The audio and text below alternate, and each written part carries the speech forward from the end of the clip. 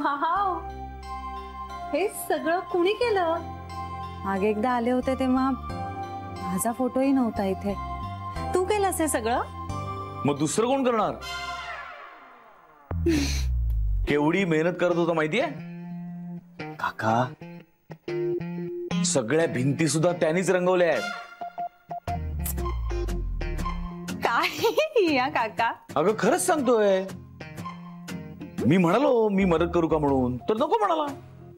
म्हणाला मला माझ्या बायकोला इम्प्रेस करायचं आहे. जान्हवी, हे खोट आहे. हा, खोट आहे? हे खोट आहे? तू मला म्हणाल नाहीस असं की मला जान्हवीला इम्प्रेस करायचंय म्हणून? अरे हो हो, मी म्हणालो होतो. श्री, तू खरंच असं म्हणाला होतास? अगं पण ते वेगळ्या संदर्भात. नाही नाही, रूमच्या संदर्भातच होतं. अरे हो, पण मला मी तेच तर म्हणतोय. जान्हवी, पण हे सगळं मी केलेलं नाहीये. मग कोणी केलंय? काका. दुसरं कोण करणार आहे? सध्या हे असं डोकं घरात इतर कोणाचे चालत नाही.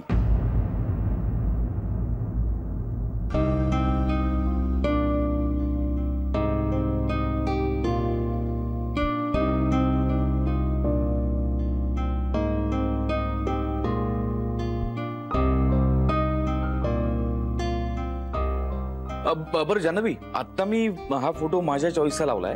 असंच तू ऑफकोर्स बदलू शकतेस. नाही नाही, राहू दे.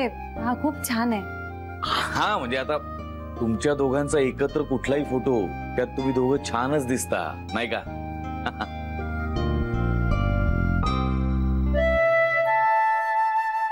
पण असं सध्या सगळ्यांना नाही वाटत आहे.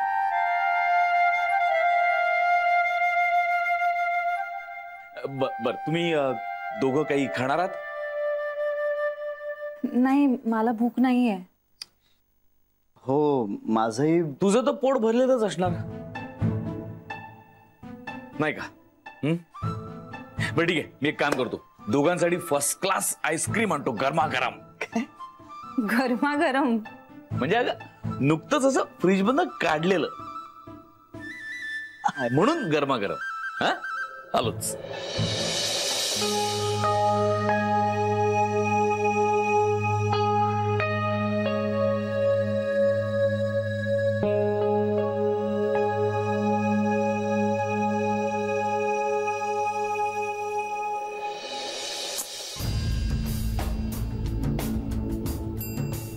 भाऊजी होते खोलीत म्हणून मी काही विचारलं नाही शरूला. मीच मूर्ख ठरले. त्या जान्हवीच्या आईचा शब्दन शब्द खरा ठरला. म्हणजे तिला सगळंच माहित होतं. कुत्सितपणे म्हणाली सुद्धा ती, जानू आली ना 2 दिवसात की कळेलच तुम्हाला. त्यांना जे सविस्तर माहिती होतं त्या गोष्टीची आपल्याला कल्पना सुद्धा नव्हती, आणि ती देण्याची कुणाला गरजच वाटली नाही का? म्हणजे इतक्या महत्वाच्या नाही होत का आपण? आईला सांगितलं की झालं, आपल्याला सांगायची गरजच वाटली नाही श्री. हो ना, हेही नवलच आहे. म्हणजे श्री असं कधी करत नाही, सगळं सांगतो आपल्याला, नीट बोलतो आपल्याशी, नाही का? माझ्याशी कसं बोलला आठवतंय ना? बायको आहे म्हणे माझी ती. जणू काही मला माहितीच नाही की त्याची बायको आहे. तूच डिवोर्सची नोटीस पाठवली होतीस तिला. तूच चिडला होतास तिच्यावर. तुला ती तुझ्या आयुष्यात नको होती.